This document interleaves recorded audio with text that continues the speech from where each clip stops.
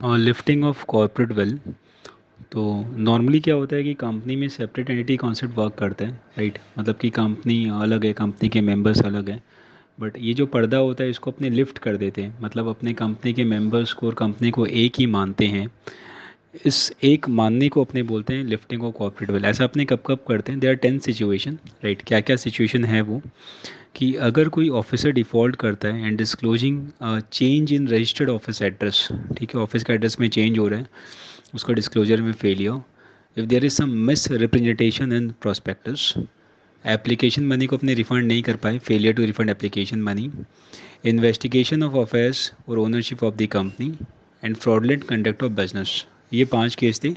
पांच और केस है जो कि अलग अलग केस लॉ में डिसाइड हुए हैं। Number one, trading with enemy. Number two, जहाँ पे अपने टैक्स को इवेट करने के लिए कंपनी का आइडेंटिटी को यूज करता है। नंबर थ्री, जब अपने सब्सिडरी कंपनी को फॉर्म करता है to act as an agent of the main company, कोई लीगल ऑब्लिगेशन को अवॉइड करना। And the last one again the same thing, where the device of incorporation is adopted for some illegal or improper purpose, right।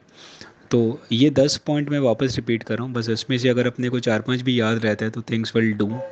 Lifting of corporate का मतलब कि अपनी जहाँ company member और company के बीच में जो एक आइडेंटिटी गैप रहता है कि दोनों अलग अलग है, उसको लिफ्ट कर देता है, मतलब दोनों को एक ही मान लेता है, ठीक है। There 10 cases: default by officer to disclose change in registered office address, misrepresentation in prospectus, failure to refund application money, investigation of affair और ownership of the company, fraudulent conduct of business, ठीक है। ये पांच था। पांच और क्या है, ट्रेडिंग विद एनिमी, दूसरा टैक्स बचाने के लिए यूज करना, फिर तीसरा सब्सिडरी फॉर्म करना to act as agent, fourth one to avoid illegal obligation, the fifth one where the device of incorporation is adopted for some illegal or improper use।